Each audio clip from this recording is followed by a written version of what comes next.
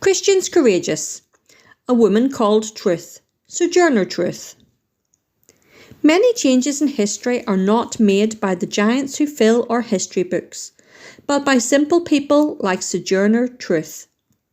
She believed that faith must be applied to life.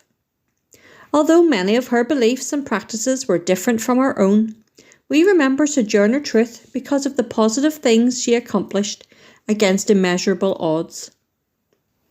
The tall black child saw a small island in the stream. She thought it would make a good place to pray. She called it a praying ground. Here, she could go and talk to God. She was a slave, and sometimes her masters were very cruel. When she was hurt, she told her troubles to Jesus. "Help me, Jesus, and show me what to do," Isabella prayed. She looked up into the hot summer sky. "Please make my masters kinder." Isabella had a hard and dreary life. She was born a slave. She worked long hours as a little girl. Her masters would say, "Scrub that, polish this," all the time. Then, when Isabella was about 30, she was freed. But she didn't know any work but housework, so she hired out as a servant. She worked at scrubbing floors and cleaning houses. Life was not much better for Isabella.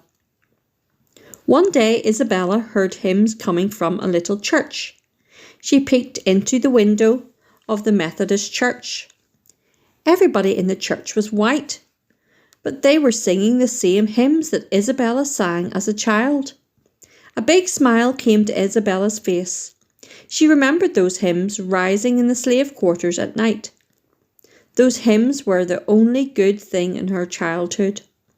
Isabella began to sing along from outside the window.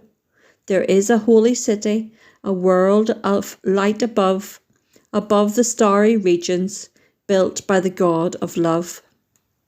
Isabella wanted to go inside and join the other Christians. She was worried though. Maybe they didn't want her.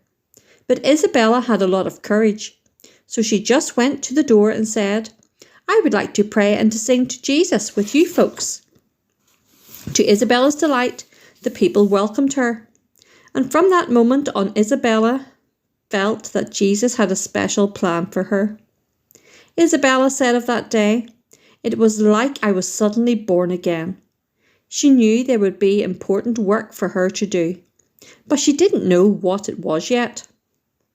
Later on, Isabella was on her knees scrubbing a kitchen floor. She suddenly felt that Jesus was talking to her. She didn't hear his voice, but she felt the words coming through her heart. Isabella knew that God wanted her to be a soul winner and share the word of God with others. Isabella looked up. "But Lord," she cried, "I got no education. I have heard great men and women. They have silver tongues. They talk so well. Who would listen to a poor servant girl like me?" But Isabella knew that Jesus wouldn't take no for an answer. He wanted her to go into full-time ministry, and somehow he would help her. So Isabella took all she had and began a new life. She had only one change of clothing, a loaf of bread, some cheese, and 25 cents. It wasn't much to start a new life with. "I don't know how this is going to work, Lord," Isabella said. "I need a lot of help from you." Isabella knew she was going to travel a lot. She was going to do God's work. So she took a new name, Sojourner Truth. Sojourner means traveller. Isabella would be a traveller telling others God's truth. Sojourner Truth seemed like a perfect name. Sojourner came walking down a dusty road. She was going to speak that night. It would be the first time. She looked at all the tents. She looked at all the people. Some fine preachers were going to speak. Maybe they would not want to hear her words, but God had sent her. The man holding the tent meeting smiled at Sojourner. He looked at her poor clothing. He looked at the frayed sunbonnet on her head. "Who are you?" he asked. "I'm Sojourner Truth, and I must speak God's truth," she said simply. The preacher wasn't so sure, but he was a good-hearted man, and he believed that God worked in ways not always understood by his family on earth.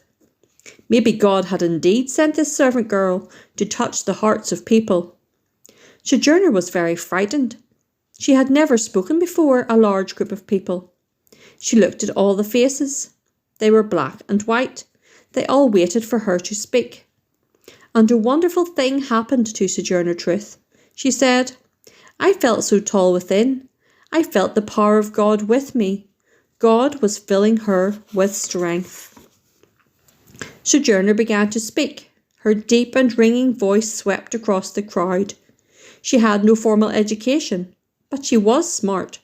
She remembered all the Bible stories she had heard.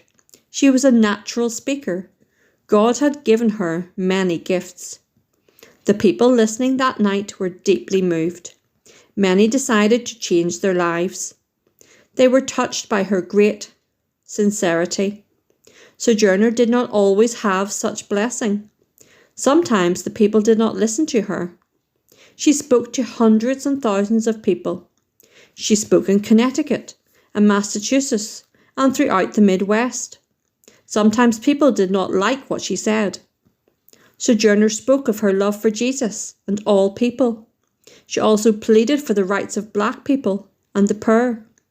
Give all God's children a chance to make a good life, Sojourner said in her strong, beautiful voice. Jesus said we must love and care for the poor as he did. She also spoke out for prison reform, and she wanted women to have an equal chance in life. Treat everybody as your brother and sister, she said. One night a man in the crowd did not like Sojourner's words. "Take your silly talk someplace else," he shouted. "We don't want to hear it. You have nothing to say to us. Who do you think you are? You're nothing but a servant woman." Sojourner just stood there and kept on talking. She remembered her Bible. When the disciples of Jesus were mocked, they did not stop telling others about Jesus. The word of God was too important. Nothing could stop somebody who believed, and Sojourner Truth believed. "Shut up," the man screamed. He picked up some stones and threw them at Sojourner. Sojourner Truth just went on speaking. She did not move. She kept right on praising God and calling for justice for all people. "Look at that lady," the crowd cried. "Did you ever see such faith?" And the man who was causing trouble hurried away. Soon Sojourner was so famous that she received a letter from Abraham Lincoln. The president wanted to meet this incredible Christian woman. So Sojourner went to the White House to see the president.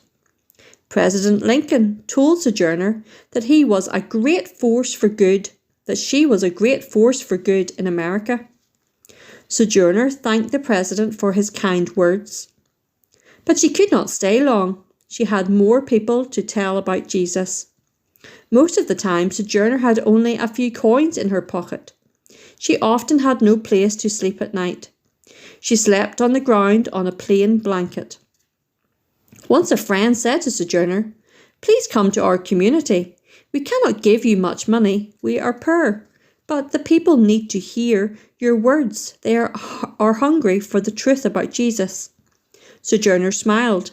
"I'll be there," she said. Sojourner came wearing a banner across her dress. The banner said, "Proclaim liberty throughout the land." Sojourner called thousands of people to a better life.